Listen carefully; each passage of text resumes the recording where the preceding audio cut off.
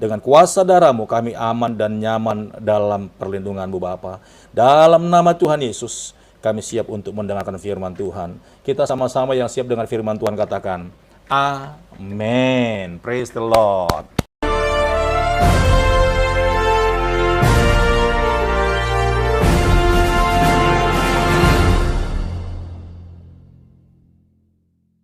Mari kita buka kitab Ayub. Kitab Ayub pasal 1. Haleluya. Kitab Ayub pasal 1 dari ayat 5 sampai ayat ke-22. Tentunya saudara-saudara semuanya pasti tahu ya cerita dan kisah Ayub ini. Ya, kita tidak usah bahas semuanya, tetapi di pasal 1 ini sudah menceritakan dengan lengkap sebenarnya siapa Ayub itu, saudaraku. Ya, siapa Ayub itu dan apa sih sebenarnya persoalan yang terpenting di dalam kitab Ayub ini. Nah, perlu saya kasih tahu biar saudara-saudara memahami yang benar ya, bahwa sebenarnya kitab perjanjian lama ini ya, semua kitab perjanjian lama, semua kisah-kisah tentang misalnya kisah Nuh gitu ya, lalu kisah Abraham, kemudian kisah Ayub, kisah Yunus, dan semua yang di perjanjian lama ini sebenarnya nubuatan ya, kitab nubuatan atau profetik atau firman yang akan menceritakan menuju atau menunjukkan kisah tentang Yesus yang sebenarnya. Gitu ya. Jadi biar saudara tahu kenapa harus kitab Ayub ini dicatat di Alkitab ya, kenapa kisah Abraham dengan Ishak itu waktu Ishak mau dipersembahkan ya, waktu dia mau persembahkan itu sebenarnya kisah kehidupan orang-orang percaya yang merujuk yang akan menceritakan kisah tentang Yesus yang sebenarnya. Salah satunya juga Ayub ya, seperti contoh nih, seperti kisah Yunus misalnya. Ya, Yunus ada di perut ikan itu 3 hari 3 malam juga ya, dan itu menceritakan tentang keadaan Yunus di perut ikan itu, di bawah bumi istilahnya, itu menceritakan tentang kematian Tuhan Yesus, saudara. Nah, sekarang kita akan lihat dan masuk di kisah Ayub. Ada apa sebenarnya? Apa sebenarnya padanannya dengan kisah tentang Yesus? Ya, kita lihat. Yuk, mari sama-sama kita baca kitab Ayub pasal 1 dari ayat 5. Perhatikan Alkitab saudara. Setiap kali, ayat 5, setiap kali apabila hari-hari pesta telah berlalu, Ayub memanggil mereka dan menguduskan mereka keesokan harinya. Pagi-pagi bangunlah Ayub, lalu mempersembahkan korban bakaran sebanyak jumlah mereka sekalian. Sebab pikirnya, mungkin anak-anakku sudah berbuat dosa dan telah mengutuki Allah di dalam hati mereka, di dalam hati. Demikianlah dilakukan Ayub senantiasa. Nah, jadi Ayub ini sangat mengasihi Tuhan, ya. Sangat mengasihi Tuhan dan dia benar-benar sangat teliti. Dia benar-benar sangat taat kepada Tuhan. Dan itulah wujud penyembahannya kepada Allah. Sekali lagi, ya. Ayub ini sangat mengasihi Tuhan, mengasihi Allah, dan dia sangat hati-hati, dia sangat teliti dalam seluruh aspek hidupnya, ya. Karena itulah yang menjadi penyembahannya dia kepada Tuhan. Makanya satu kali ya ada kebiasaan anak-anaknya yang bersaudara, mungkin mereka mengadakan acara pertemuan kakak beradik setiap bulan. Jadi setiap kali mereka bertemu, mereka bikin pesta gitu ya, kakak beradik potong domba, lalu mereka bikin kayak domba guling, lalu mereka mungkin minum anggur gitu.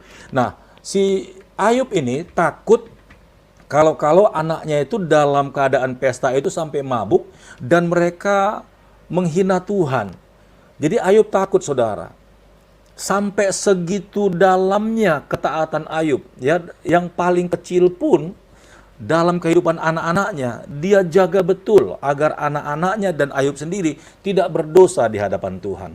Makanya ketika anak-anaknya habis pesta, besok paginya itu Ayub kembali mempersembahkan korban bakaran dan dia menaikkan permohonan belas kasihan. Barangkali anak-anaknya ada yang salah, mulutnya mungkin ada yang salah, sikap mereka mungkin ada yang salah di hadapan Tuhan. Makanya Ayub membawa korban bakaran untuk memohon belas kasihan pengampunan dosa, saudaraku.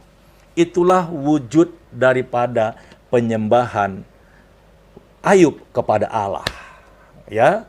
Jadi malam hari ini kita belajar tentang penyembahan. Makanya di thumbnail ya Pastor Daud menuliskan penyembahan itu milik Allah. Haleluya. Ya, sekali lagi kisah Ayub ini sebenarnya menggambarkan tentang kisah Yesus sebenarnya. Kalau kita baca sampai akhir bagaimana Ayub akhirnya mengalami penderitaan yang udah nggak berbentuk lagi wajahnya, itu seperti gambaran Yesus ketika dicambuk-cambuk, saudara. Tidak berbentuk manusia lagi. Rupanya pun katanya sudah tidak kelihatan, bahkan tidak dikenal lagi. Haleluya. Nah, Ayub juga mengalami penderitaan yang sama. Praise the Lord. Ya. Ayat 6. Setelah tadi Ayub sudah mempersembahkannya, saya baca tadi ayat 5 ya, mempersembahkan korban lagi, lalu dia naik berdoa di hadapan Tuhan untuk minta berkat, minta pengudusan dan pengampunan Tuhan. Ayat ke-6. Pada suatu hari, lihat baik-baik, datanglah anak-anak Allah menghadap Tuhan, dan di antara mereka datanglah juga iblis. Haleluya. Ya. Ini dalam gambaran Allah, saudaraku ya. Pada suatu hari datanglah anak-anak Allah menghadap Tuhan. Ini dalam ibadah, saudaraku. Menghadap Tuhan itu dalam ibadah, atau anak-anak Tuhan ini sedang menyembah Bapanya, menyembah Allahnya. Jadi konteks di sini adalah ya bahwa Allah itu layak disembah. Siapa yang menyembah? Yaitu anak-anaknya. Ya, makanya firman Tuhan berkata semuanya, segala sesuatu dijadikan untuk kemuliaan bagi nama Tuhan. Jadi manusia pun diciptakan Allah sebenarnya untuk kemuliaan Tuhan, untuk kemuliaan Bapa. Jadi kita, saudara dan saya diciptakan itu untuk menjadi penyembahnya Bapa. Haleluya. Kenapa seperti itu terjadi, saudaraku? Kita lihat. Pada suatu hari datanglah anak-anak Allah menghadap Tuhan, ingin menyembah Tuhan, dan di antaranya mereka datang juga iblis. Iblisnya mau ngapain? Nah, iblisnya bukan mau menyembah Allah, tapi iblisnya ingin mencuri kesempatan.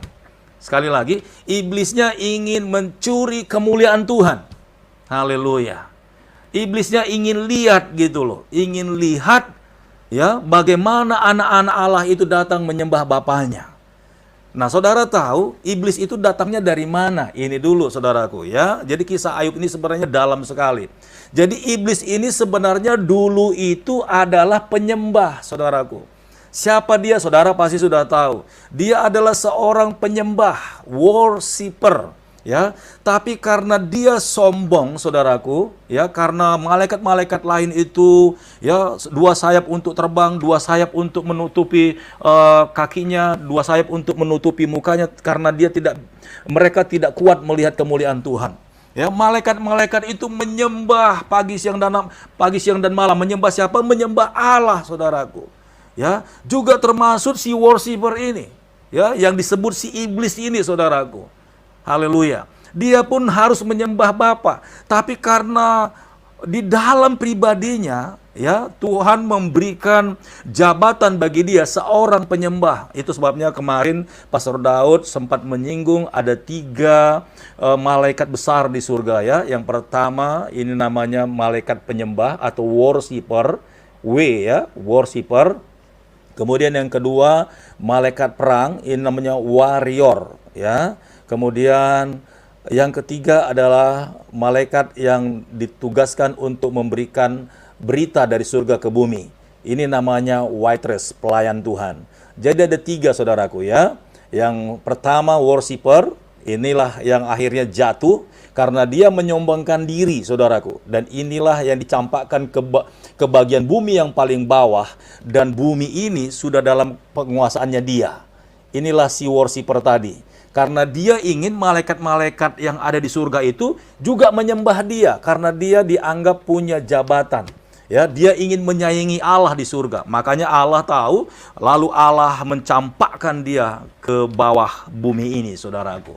Itu sebabnya dunia ini penuh dengan kegelapan, saudaraku. Ya, itu sudah dikuasai sama yang namanya si iblis ini. Jadi iblis sebenarnya ingin mencuri kemuliaan Tuhan dan iblis ingin disembah. Haleluya. Ya, itu sebabnya malam hari ini saya jelaskan, ya, sekali lagi saya memberikan penjelasan bagi saudara. Makanya Yesus nggak pernah meminta murid-muridnya untuk menyembah dia, karena memang dia Allah. Dan semua manusia ciptaannya itu wajib menyembah dia, wajib menyembah Tuhan, wajib menyembah Yesus, wajib menyembah Bapa di surga. Haleluya. Tetapi iblis ini, dia gila hormat, dia gila agar dia kepingin disembah oleh orang. Haleluya. Ya, nanti kita lihat di sini kisahnya.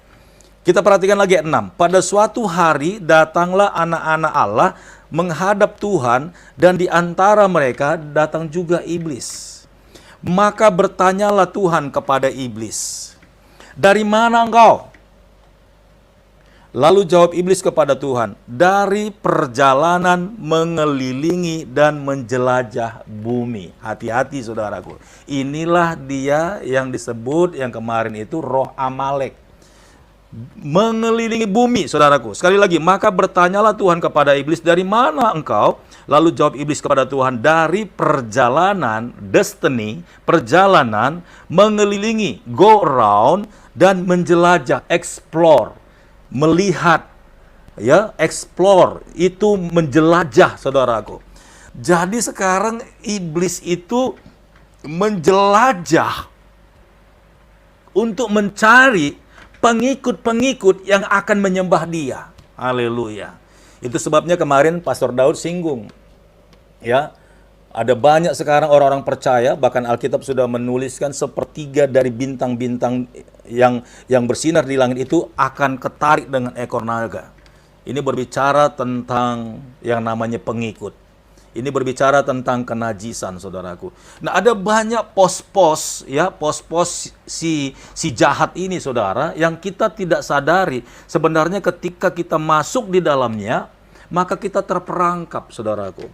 Haleluya. Ya, ada banyak hal, hati-hati. Kemarin saya sudah singgung, saudaraku. Malam hari ini kita akan lihat lagi, kita kupas lebih dalam.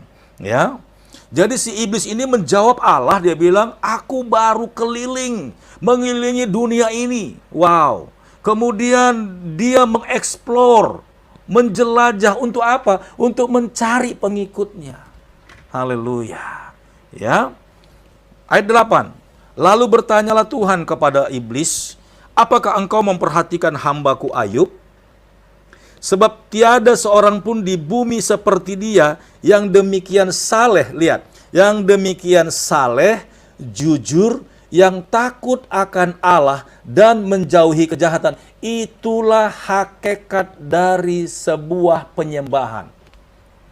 Kalau saudara dan saya menjadi penyembah-penyembah Tuhan yang sejati, maka standar ini itu harus ada di dalam hidup kita. Saleh, oke? Jujur, takut akan Allah, dan menjauhi kejahatan. Seorang penyembah sejati itu tidak boleh atau tidak bisa hidup dalam kejahatan. Ya, orang-orang yang ada di dalam gereja yang katanya menyembah Tuhan tapi masih hidup dalam kenajisan, saudaraku, masih hidup yang namanya dalam pesta pora kemabukan, itu bukan penyembah. Sekalipun dia ada di dalam gereja, sekalipun mungkin 7 hari 1 minggu dia di gereja, tapi kalau dia masih menipu, tidak jujur, dan dia tidak menghormati Tuhan dalam setiap perbuatannya, saya katakan dia bukanlah penyembah Tuhan yang sejati. Dia bukanlah penyembah sejati yang sebenarnya. Haleluya. Ya, mari kita flashback. Mari kita flashback, saudaraku. Haleluya. Jadi Tuhan sebenarnya meminta kita ini, anak-anaknya ini, kita ini sebagai penyembah-penyembah Tuhan. Artinya Yesus bilang begini, Allah bilang begini sama iblis. "Hei iblis, kau lihat enggak? bahwa ada satu orang di dunia, ya, namanya Ayub. Dia adalah seorang penyembah sejati. Wow, haleluya. Kenapa Pastor Daud bilang dia penyembah Tuhan sejati? Karena tadi saya sudah kasih alasannya. Yang terkecil sekalipun ketika anak-anaknya habis mengadakan pesta sesama kakak beradik, itu Ayub berawas-awas. Dia langsung berpikir, jangan-jangan anakku ini berbuat dosa di hadapan Tuhan. Sampai sedetil itu pikiran Ayub. Sehingga dia kembali besoknya itu mempersembahkan korban bakaran di hadapan Tuhan dan meminta pengampunan atas anak-anaknya. Haleluya. Itulah bukti penyembahan kita, saudaraku, seperti Ayub ini. Kalau engkau mengakui bahwa engkau ini penyembah Tuhan, yang menyembah Bapa di dalam roh dan kebenaran, kita harus melakukan ini, menjauhi kejahatan. Haleluya. Ya, hidup jujur. Ya, orang jujur itu bukan hanya berbuat baik saja. Orang jujur itu bukan hanya istilahnya tidak mau mencelakakan orang lain. Tidak, saudaraku. Tapi hidup jujur ini juga kalau saudara barusan bikin salah, ya, saudara barusan bikin dosa, apakah lewat mulutmu? Oke, kadang-kadang mulut kita ini nggak terkontrol, saudara, ya. Ngomong sama suami, ngomong sama anak, ngomong sama orang tua, yang namanya mulut ini kan terlalu banyak ngomong, banyak salah, saudaraku. Haleluya. Tapi kalau kita habis ngomong seperti itu, ya, itu kita langsung sadar, saudara, aduh, aku udah bikin salah tadi.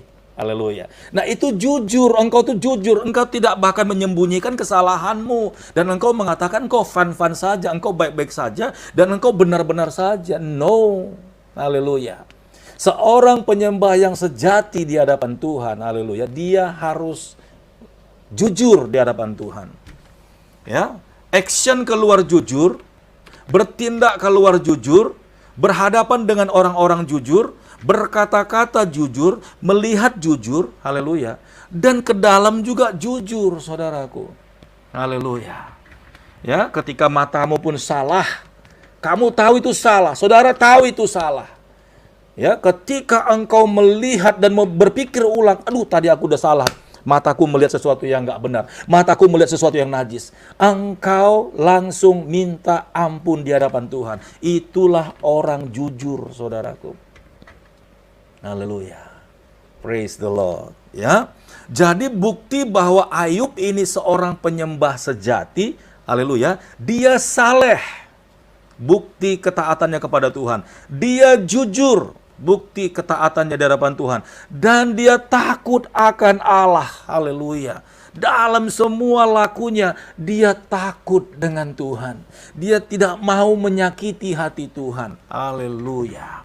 Dalam ibadahnya pun dia takut kalau dia salah di hadapan Tuhan. Itulah penyembahan yang sejati. Saya mau bilang ketika gereja mengajarkan, mari kita sembah dia, haleluya. Kadang-kadang berbahasa roh,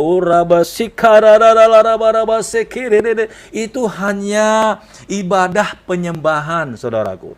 Ya, Pastor Daud juga melakukannya. Pastor Daud bukan alergi dengan itu. Itu ibadah penyembahan. Tapi penyembahan yang sejati, yang saudara bisa buktikan ke hadapan Tuhan bahwa engkau adalah menyembah dia, kita ini harus hidupnya saleh, jujur, takut akan Allah, dan menjauhi kejahatan. Itulah penyembahan saudara dan saya. Haleluya. Jadi Allah bilang begini sebenarnya, hei iblis, kau lihat bahwa aku punya seorang anak, seorang hamba, namanya Ayub. Dia adalah penyembah sejati yang menyembah aku dalam segala hal. Nah, itulah yang mau dirampas sama iblis, saudaraku. Ya, kita lihat, kita baca ayat 9. Lalu jawab iblis apa? Lalu jawab iblis kepada Tuhan, apakah dengan tidak mendapat apa-apa, Ayub takut akan Allah? Maksudnya iya, kalau Allah misalnya miskin, kira-kira Ayub taat gak sama Tuhan? Kan kisahnya ini, Ayub ini adalah orang yang kaya raya, saudaraku. Ya, kalau saudara baca di pasal 1 ayat 1 sampai 4, itu dikisahkan bagaimana ontanya banyak, bagaimana kambingnya banyak, bagaimana dombanya banyak. Ya, ini Ayub orang yang kaya raya. tapi dia tidak lupa diri. Dia tidak lupa Tuhan, saudara.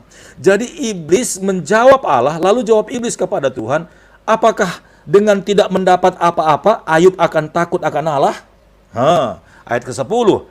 Bukankah engkau yang membuat pagar sekeliling dia dan rumahnya serta segala yang dimilikinya?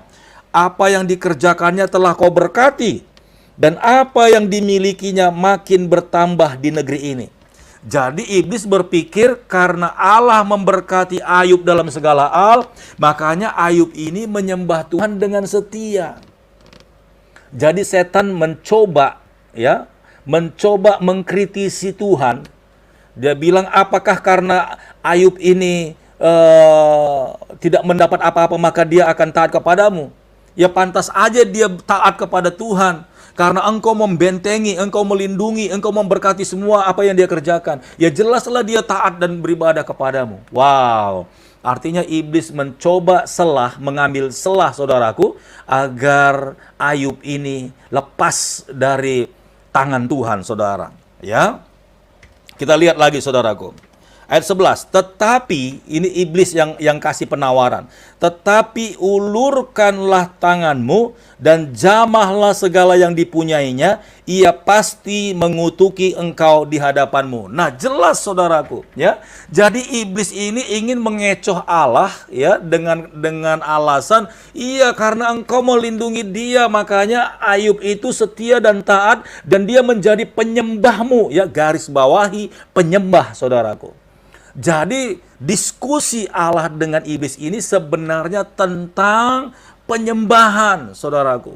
Ya, jadi apapun kisah yang panjang dialami Ayub ini, sebenarnya iblis ingin membuktikan benar nggak Ayub ini seorang penyembah sejati. Haleluya. Wow, ini yang harus saudara pahami, saudaraku. Nanti kita lihat sehingga saudara akan merenung, oh my God. Ya, jadi semua yang terjadi di dalam hidup saya ini sebenarnya adalah proses perebutan kehidupan di mana saudara harusnya menyembah Allah, dan sekarang ketika saudara lari dari kenyataan, saudara gara-gara tidak tahan menghadapi sesuatu, saudara akhirnya membelakangi Tuhan, itu artinya saudara sudah menjadi penyembah iblis atau setan, saudaraku. Haleluya. Kita belajar dari Ayub ini. Makanya iblis mencoba mengecoh Allah. Dia bilang, cobalah sekarang ulurkan tanganmu. Ya, lepaskan semua proteksi terhadap Ayub. Aku mau lihat, benarkah dia tetap menjadi seorang penyembah sejati, atau jangan-jangan dia akan mengutuki engkau. Artinya mundur dari Tuhan, atau marah sama Tuhan, atau komplain dengan Tuhan, atau jengkel dengan Tuhan, atau murtad dari Tuhan.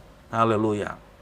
Banyak orang-orang di akhir zaman ini akan meninggalkan Tuhan karena tidak tahan dengan proses mengambil keputusan, tinggal memilih tetap beribadah dan menyembah Tuhan Yesus atau menyembah si iblis, saudaraku. Haleluya. Di akhir zaman ini tekanan itu akan semakin kuat dan semakin deras. Ya.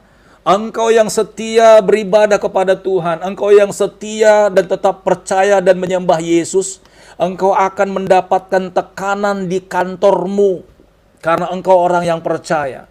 Ya, engkau orang yang menyembah dan penyembah Yesus sejati, saudaraku. Sekalipun dalam usaha bisnismu, engkau akan mendapatkan yang namanya kompetitor, orang-orang fasik di luar sana yang ingin menjatuhkan engkau dengan cara apapun, saudaraku. Haleluya. Semua aspek hidup ini, sekali lagi Pastor Daud katakan, ya, roh Amalek itu, ya, pemerintah-pemerintah, penghulu-penghulu, dan roh-roh jahat di dunia ini sedang bergerilya bagaimana caranya agar anak-anak Tuhan itu jatuh dan tidak menyembah Allah lagi. Haleluya. Jaga-jaga, saudaraku. Makanya banyak-banyak berdoa. Banyak-banyak berdoa. Ya. Ada banyak anak-anak kegelapan di sana mencoba merebut bagaimana dia mencoba untuk menikahi anak-anak Tuhan. Ada banyak lagi orang-orang yang di perusahaan-perusahaan sana mencoba menjatuhkan, menyikut anak-anak Tuhan yang percaya kepada Tuhan. Dan banyak lagi, saudaraku. Ya, Anak-anak Tuhan tidak diprioritaskan, mereka ditekan, bahkan apapun itu saudaraku. Mungkin dalam bantuan-bantuan dari orang-orang yang harusnya dibantu pun itu harus mengalami lagi himpitan-himpitan. Yang didahulukan itu anak-anak dunia ini. Anak-anak Tuhan ketika disurvei, mereka kadang-kadang tidak diberikan, saudaraku. Haleluya. Sampai segitu-gitunya iblis mencoba untuk membuat kita agar kita mundur dari Tuhan. Haleluya. Ya. Perhatikan Alkitab saudara. Ayat 11, tetapi ulurkanlah tanganmu dan jamahlah segala yang dipunyainya. Ya, maksudnya ketika tangan Tuhan itu yang penuh dengan kuasa dan otoritas dan api itu saudara, maka semua milik Ayub itu akan terbakar hangus, maksudnya seperti itu. Tetapi ulurkanlah tanganmu dan jamahlah segala yang dipunyainya, ia pasti mengutuki engkau di hadapanmu. Ya, karena ketika kita melihat wajah Tuhan nggak ada yang kuat, pasti akan mati semua saudaraku. Apalagi kesentuh, ya, sengaja gitu ya. Haleluya. Makanya Ayub akan mengalami yang namanya penderitaan. Kita lihat. Ya, ayat 12. Maka firman Tuhan kepada iblis. Nah, segala yang dipunyainya ada dalam kuasamu. Hanya janganlah engkau mengulurkan tanganmu terhadap dirinya, kemudian pergilah iblis dari hadapan Tuhan. Ya. Jadi semua di luar pribadi Ayub maksudnya, ya, harta bendanya, bahkan tubuhnya ini, ya, itu semuanya Tuhan izinkan untuk atas penguasaannya iblis, saudaraku. Haleluya. Saya baca sekali lagi. Maka firman Tuhan kepada iblis, nah segala yang dipunyainya ada dalam kuasamu. Hanya janganlah engkau mengulurkan tanganmu terhadap dirinya, kemudian pergilah iblis dari hadapan Tuhan. Pada suatu hari, ayat 13, ya, pada suatu hari, ketika anak-anaknya yang lelaki dan yang perempuan makan-makan dan minum anggur di rumah saudara-saudara mereka yang sulung, datanglah seorang pesuruh kepada Ayub dan berkata, sedang lembu sapi membajak dan keledai-keledai betina makan rumput di sebelahnya, datanglah orang-orang Sheba menyerang dan merampasnya serta memukul penjaganya dengan mata pedang. Hanya aku sendiri yang luput sehingga dapat memberitahukan hal itu kepadamu. Haleluya. Ya, datanglah orang-orang Sheba menyerang dan merampasnya serta memukul penjaganya. Ya, yang pertama sekali ternak-ternak Ayub ini dirampas dan dijarah, saudaraku. Ayub terpukul enggak? Terpukul, saudaraku. Wow, orang sebaiknya Ayub ini, ya, orang saleh. Saudara tahu itu orang saleh? Orang saleh itu nggak sanggup lihat orang susah, saudaraku. Itu orang saleh. Ya, orang saleh itu nggak tahan kalau ada orang nggak makan. Itu orang saleh. Orang saleh itu nggak tahan kalau ada orang kelaparan, kedinginan. Dia nggak tahan. Bahkan dia bisa nggak enak badan kalau ada orang lain itu sampai nggak makan semalaman. Haleluya. Makanya dia buru-buru bawa makanan, saudaraku, agar orang susah itu makan. Itu orang saleh. Ya, orang saleh itu sahabat Tuhan. Saudara tahu Alkitab mencatat orang saleh itu sahabat Tuhan. Tuhan itu pun seperti itu. Tuhan tuh nggak akan sanggup dan nggak akan kuat melihat ada anak-anaknya itu yang benar-benar dalam level yang sudah nggak kuat, saudaraku. Itu Tuhan pasti akan masgul hatinya. Ya, haleluya. Nah, ini Ayub ini orang saleh. Ya, orang baik, nggak punya musuh, saudaraku. Ya, kalau ada orang-orang miskin ditolong sama dia, ada keluarga-keluarga yang mungkin panennya gagal, dia kasih miliknya dia agar keluarga itu bisa bertahan untuk boleh menanam kembali di tahun depan dan mereka bisa panen dan bisa bertahan hidup. Nah, ini Ayub ini udah kaya raya, saudaraku. Haleluya. Dan dia orang saleh. Ya, sekali lagi orang saleh itu jauh di atas orang baik, saudaraku. Kalau orang baik itu ngelihat dulu, ya, dia pro ke saya atau tidak. Kalau dia pro ke saya, ya dia tolong, saudaraku. Kalau enggak, tidak akan terjadi yang namanya kebaikan itu. Tapi orang saleh, saudaraku, mau orang itu penjahat sekalipun, kalau dia memang sudah dalam kesakitan, sudah dalam yang namanya kesusahan, ini Ayub pasti tolong, saudaraku.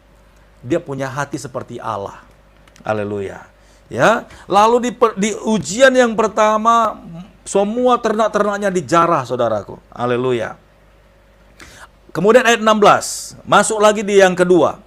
Sementara orang itu berbicara, belum lagi habis, saudaraku, beritanya. Sementara orang itu bicara, datanglah orang lain dan berkata, api telah menyambar dari langit dan membakar serta memakan habis kambing domba dan penjaga-penjaga. Hanya aku sendiri yang luput, sehingga dapat memberitahukan hal itu kepada Tuhan. Yang tadi dijarah, dan yang sekarang kedua ini, tiba-tiba ada bencana alam, ya, ada api menyambar dari langit dan semua kambing dombanya terbakar hangus, saudaraku. Wow.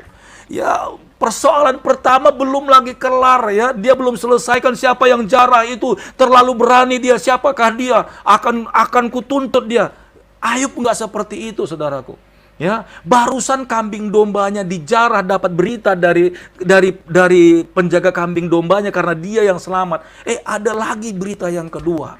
Kambing domba yang lain lagi di bagian lain disambar sama petir, sama bencana alam, hangus terbakar. Wow, haleluya. Biasanya kita diuji satu masalah aja, saudaraku, nggak bisa tidur. Haleluya, nggak bisa tidur, saudaraku. Mikir twing, twing, twing, twing, twing, twing, habis. Ini dua persoalan berat, saudaraku. Kita masuk lagi, ya. Ayat 17, sementara orang itu berbicara, ayat 17, sementara orang itu berbicara, datanglah orang lain dan berkata, orang-orang Kasdim membentuk 3 pasukan, lalu menyerbu unta-unta dan merampasnya, serta memukul penjaganya dengan mata pedang. Hanya aku sendiri yang luput sehingga dapat memberitahukan hal itu kepada Tuhan. Saudara tahu, tadi kambing domba, sekarang onta-onta. Haleluya. Itu kalau bicara sekarang ini, dulu itu onta itu alat transportasi, saudaraku. Ini bicara barang mahal. Ya, kambing domba itu tidak seberapa. Ya, tapi onta ini bicara harga dan nilai yang mahal. Tadinya yang pertama dijarah orang Sheba, sekarang dijarah lagi, saudaraku, sama orang Kasdim. Siapa? Onta-ontanya, saudaraku. Wow, semua onta-ontanya. Haleluya. Itu kalau dirupiahkan, saudaraku, berapa banyak? Nanti saudara baca di ayat 1 sampai ke 4, saudaraku. Saudara bisa hitung rupiahnya. Kalau kita anggap onta ini harganya satu mobil, saudaraku. Ratusan juta, saudaraku. Haleluya. Bukan puluhan, saudara. Bukan ratusan, tapi ribuan. Wow. Luar biasa sekali. Ya. Coba saya lihat dulu, ya. Nah, di ayat 3, ya, saya naik ke atas sedikit. Ia memiliki 7.000 ekor kambing domba, 7.000 ekor. 3.000 ekor unta, 3.000, saudaraku. Haleluya. Ya, itu kalau sekarang itu setara satu onta, satu mobil. Ini 3.000 mobil. Dijarah. Dijarah sama orang Kasdim. Haleluya. Ya, 3.000 ontanya dijarah sama orang Kasdim. Habis. Ini masalah yang ketiga. Kemudian kita masuk lagi, saudaraku. Ya. Saya baca ulang aja. Orang-orang Kasdim membentuk 3 pasukan, lalu menyerbu unta-unta dan merampasnya, serta memukul penjaganya dengan mata pedang. Hanya aku sendiri yang luput sehingga dapat memberitahukan hal itu kepada Tuhan. Itu persoalan yang ketiga. Dan masuk lagi yang keempat. Sementara orang itu berbicara, datanglah orang lain dan berkata, anak-anak Tuhan yang lelaki dan yang perempuan sedang makan-makan dan minum anggur di rumah saudara mereka yang sulung. Maka tiba-tiba angin ribut bertiup dari seberang padang gurun. Rumah itu dilandanya dan 4 penjurunya dan roboh menimpa orang-orang muda itu, maksudnya anak-anak Ayub, sehingga mereka mati. Hanya aku sendiri yang luput sehingga dapat memberitahukan hal itu kepada Tuhan. Haleluya. Saudara tahu, masalah yang pertama itu tidak terlalu besar. Masalah yang kedua mulai lebih besar. Masalah yang ketiga, onta-onta yang termahal juga dijarah, yang lebih besar lagi. Dan yang keempat, anak-anaknya di atas segala hartanya. Anak-anaknya lah yang paling berharga di mata Ayub, saudaraku. Semuanya juga habis. Haleluya. Kalau seandainya itu, saudara, masih kuatkah engkau menjadi penyembah Tuhan yang sejati? Haleluya. Praise the Lord. Wow, wow, wow, wow, wow. Ini pelajaran rohani yang pantas untuk kita pertimbangkan, saudaraku. Saya akan baca ya, kita habiskan dulu. Haleluya. Ayat 20, maka berdirilah Ayub, lihat, maka berdirilah Ayub, lalu mengoyak jubahnya dan mencukur kepalanya. Haleluya. Kemudian sujudlah ia dan menyembah. Haleluya. Praise the Lord. Berapa banyak saudara-saudara dan juga termasuk Pastor Daud ketika menghadapi masalah, jangankan menyembah, doa saja udah nggak bisa. Haleluya. Tapi Ayub, 4 persoalan, 4 masalah besar, sampai yang terakhir anaknya diambil, anaknya mati semua. Tapi Ayub tidak menghina Tuhan, Ayub tidak sakit hati dengan Tuhan, Ayub tidak marah sama Tuhan, Ayub tidak komplain dengan Tuhan, bahkan Ayub tidak meninggalkan Tuhan. Tapi Ayub membuktikan bahwa dia adalah seorang penyembah Allah yang sejati. Haleluya. Praise the Lord. Maka berdirilah Ayub lalu mengoyak jubahnya dan mencukur kepalanya. Kemudian sujudlah ia dan menyembah, katanya. Dengan telanjang aku keluar dari kandungan ibuku, dengan telanjang juga aku akan kembali ke dalamnya. Tuhan yang memberi, Tuhan yang mengambil, terpujilah nama Tuhan. Ayat 22, dalam kesemuanya itu Ayub tidak berbuat dosa dan tidak menuduh Allah berbuat yang kurang pantas. Haleluya. Inilah penyembahan yang sejati. Ada banyak orang-orang dalam keadaan tenang, dalam keadaan diberkati, bisa bernyanyi. Ada banyak orang-orang rajin ke gereja, ya, aktif setiap minggu, karena dompetnya masih penuh, saudaraku. Mulut masih bilang Allah kita dahsyat, haleluya, Allah kita luar biasa. Tetapi ketika saatnya tiba, ya, ketika engkau sehat, engkau bilang Yesus dahsyat. Tetapi ketika kita menghadapi saat mungkin kita lagi sakit, masih sanggupkah mulut kita berkata, Yesusku luar biasa, Allahku dahsyat. Haleluya. Praise the Lord. Ketika dompetmu masih penuh, ya, engkau berkata Allah kita hebat, Allah kita luar biasa, Allah kita dahsyat. Tetapi ketika dompetmu kosong, penghasilanmu kurang, bahkan bulan ini minus, masih bisakah saudara mengucapkan syukur dan memuji Tuhan? Haleluya. Ayub ketika 4 masalah ini bertubi-tubi, saudaraku. Kambing dombanya habis dibakar, dijarah, onta-ontanya dijarah. Haleluya. Bahkan yang terakhir anak-anaknya meninggal semuanya. Ayub tetap menjadi seorang penyembah yang sejati. Haleluya. Saudaraku yang diberkati oleh Tuhan, apa persoalan dan masalahmu hari ini? Belajar dari Ayub. Jangan undur dari Tuhan. Jangan kau sakit hati dan kecewa dengan Tuhan. Haleluya. Tuhan hanya ingin lihat, benarkah engkau ini penyembah yang sejati.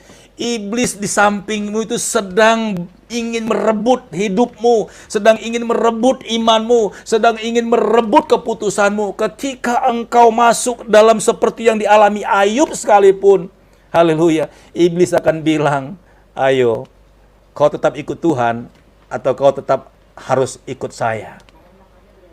Kalau engkau ikut saya, haleluya, kalau engkau ikut saya, maka hidupmu akan berubah. Maka engkau tidak akan mengalami hal ini. Haleluya. Dengar baik-baik. Iblis sedang ada di sampingmu, ingin merebut keputusanmu. Ketika engkau sakit hati, ketika engkau marah dengan Tuhan, saat itu juga engkau sebenarnya sudah berbalik dan mengikuti setan, saudaraku, mengikuti iblis. Haleluya.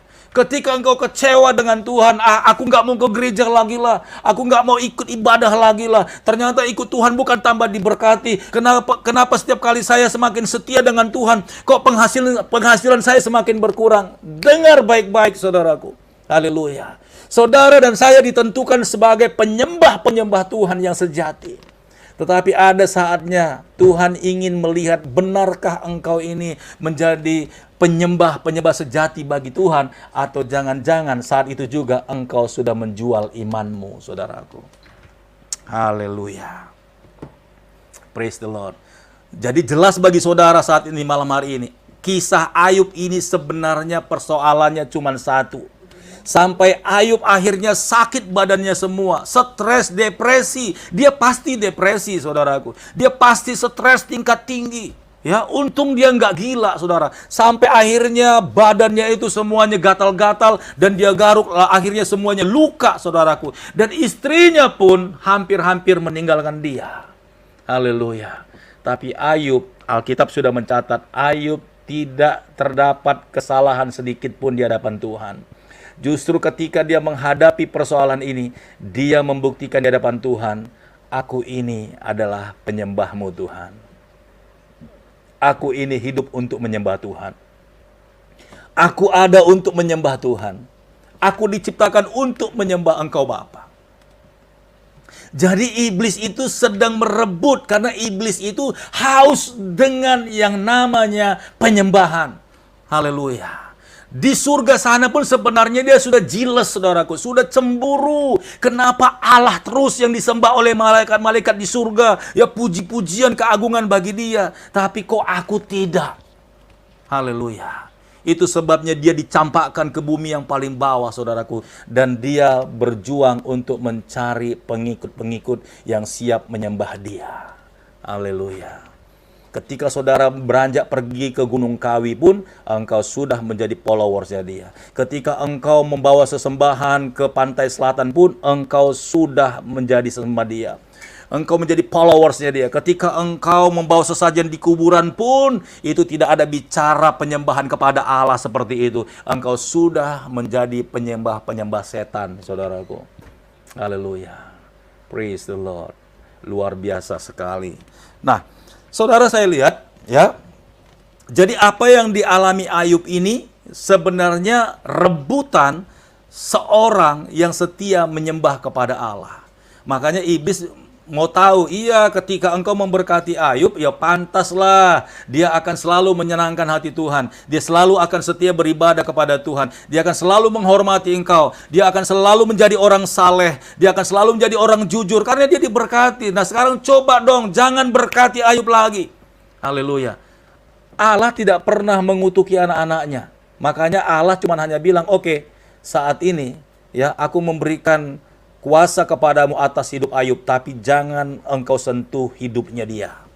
Karena hidupnya Ayub itu cuma hanya bisa dan menjadi milik Tuhan. Tetapi Allah ingin melihat bagaimana mulut Ayub sebagai penyembah Allah yang sejati tidak mundur sedikit pun. Bahkan dia setia sampai akhirnya dia melihat kemenangan itu kembali, saudaraku. Haleluya. Bagi Tuhan itu untuk membalikkan kehidupan kita itu gampang sekali, saudaraku. Makanya malam hari ini saya ajak saudara, come on. Kita harus menjadi penyembah-penyembah Allah yang sejati. Haleluya. Haleluya. Sekali lagi, apa yang dilakukan selama ini kita di dalam gereja, ketika kita menyembah di dalam gereja, itu ibadah penyembahan. Tapi penyembahan sejati itu keluar dari sikap hidup saudara di hadapan Tuhan. Haleluya. Yuk kita belajar dari pribadi Yesus. Ya. Kita belajar dari pribadi Yesus. Sama, saudaraku. Makanya tadi di awal saya katakan bahwa sejarah atau cerita Ayub ini sebenarnya menggambarkan kisah daripada Yesus yang akan datang. Ya, Yesus itu sudah datang dan dia sudah naik ke surga. Yuk kita lihat sama-sama, ya. Praise the Lord. Kita buka kitab Matius pasal 4. Haleluya. Jadi saudara semakin pintar nih ya. Malam ini saudara semakin pintar, ya, semakin mengerti, oh ternyata ini. Ya, jadi saudara harus bilang di dalam hatimu, dalam hidupmu, Tuhan, aku ini adalah penyembah-penyembah Allah, ya. Aku ini adalah penyembahmu. Praise the Lord. Yuk, ya, sudah dapat ya? Saya akan baca buat saudara. Matius 4. Judulnya pencobaan di padang gurun. Kita lihat ya. Ayat 1, maka Yesus dibawa oleh roh ke padang gurun untuk dicobai iblis. Dan setelah berpuasa 40 hari dan 40 malam, akhirnya laparlah Yesus. Lalu datanglah si pencoba itu, siapa? Iblis, saudaraku ya. Lalu datanglah si pencoba itu dan berkata kepadanya, "Jika engkau anak Allah, perintahkanlah supaya batu-batu ini menjadi roti." Tetapi Yesus menjawab, "Ada tertulis, manusia hidup bukan dari roti saja, tetapi dari setiap firman yang keluar dari mulut Allah." Ini mengisahkan bahwa situasi Yesus ini lagi lapar, saudaraku. Haleluya. Dan artinya kalau saudara lagi susah, bahkan nggak punya makanan, jangan saudara berdosa di hadapan Tuhan, sekalipun engkau memang malam hari ini sedang lapar sekali nggak ada makanan. Tapi percayalah saudaraku, ketika saudara dengar firman Tuhan ini pun, Tuhan sanggup berperkara untuk membuat tubuhmu itu kuat dan sehat dan tidak akan sakit. Haleluya. Ya, kita belajar dari apa yang dikatakan Yesus, ya.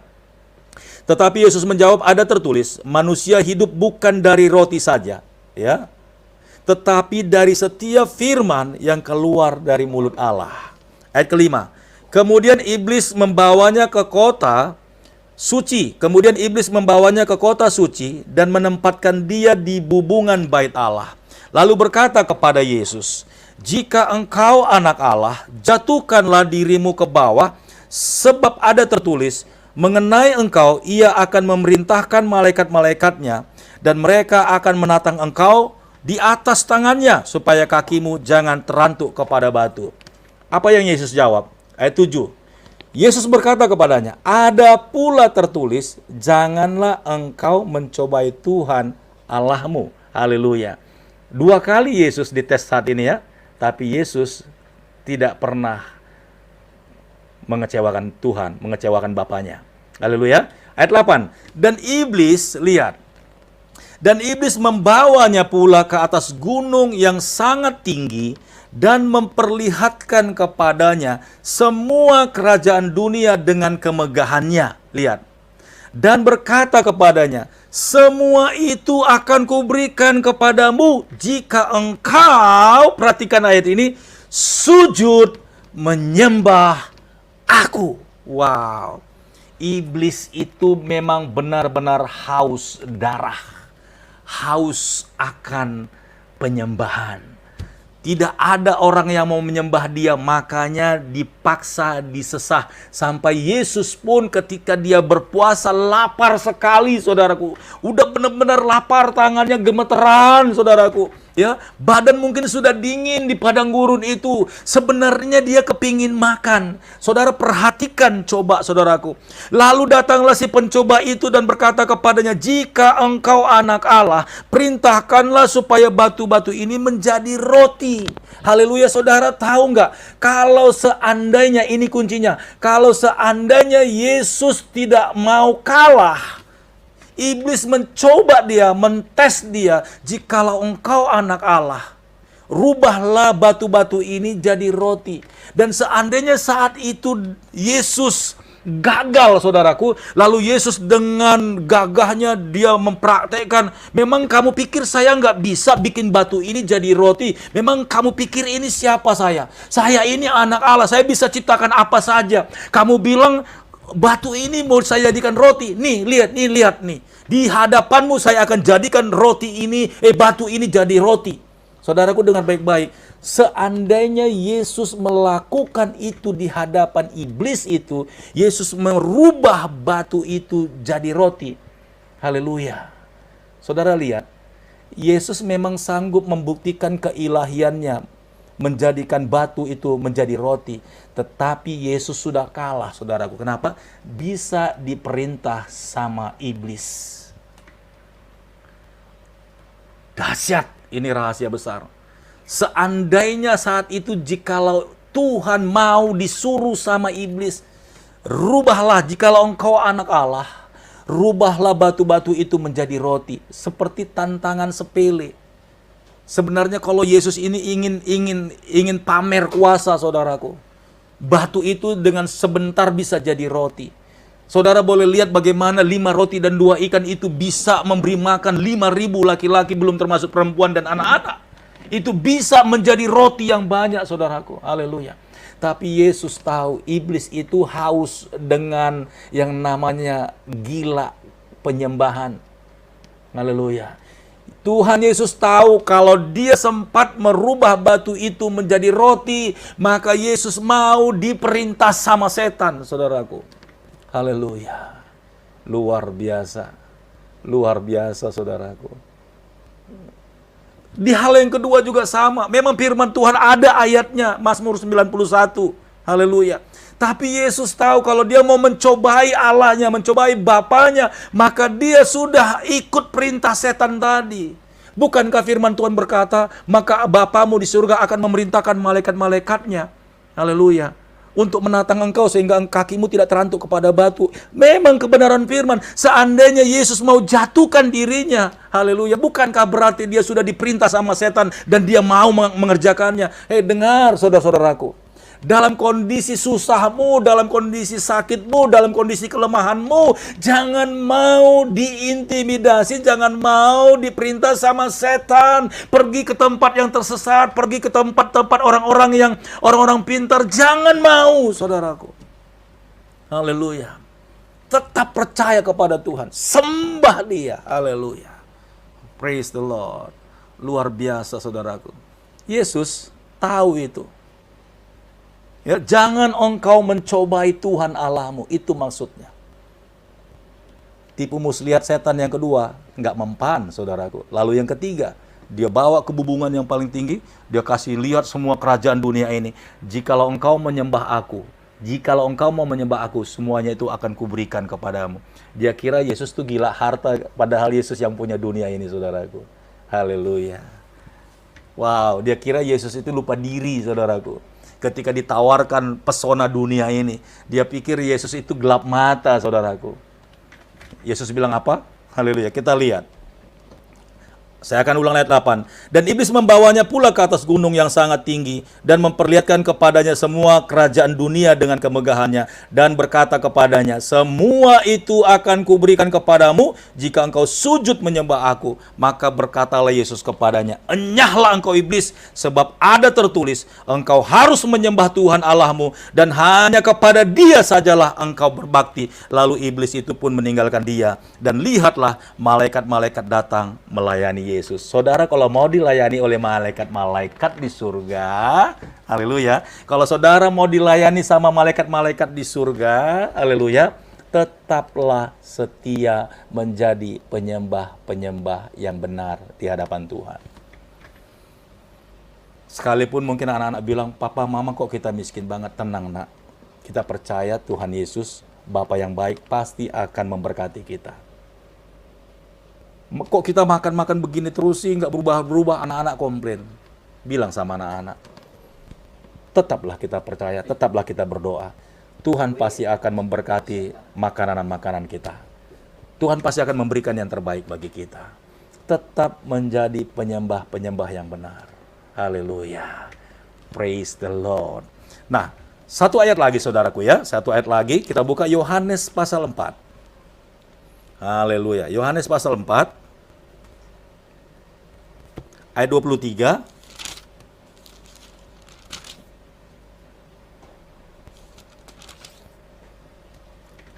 Ya. Ya. Yohanes pasal 4 ayat 23 24.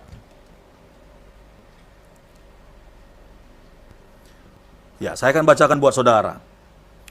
Tetapi saatnya akan datang dan sudah tiba sekarang bahwa penyembah-penyembah benar akan menyembah Bapa dalam roh dan kebenaran apapun yang terjadi.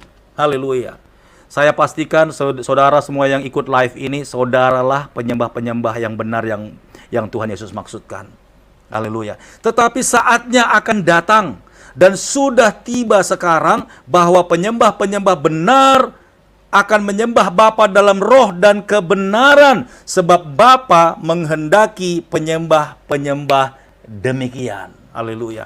Yang tahan terhadap situasi, yang kuat dalam segala hal, seperti Sadrak, Mesak dan Abednego, saudaraku. Tetap setia menyembah Tuhan dan tidak goyah imannya. Apapun yang terjadi dalam hidupmu, haleluya.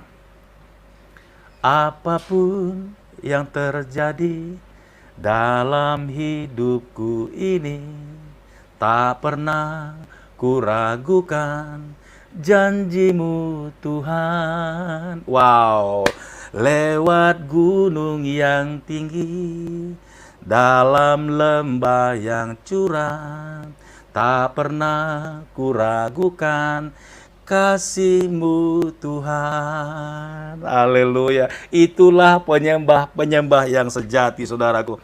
Kenapa Bapa mencari penyembah-penyembah yang benar? Kenapa?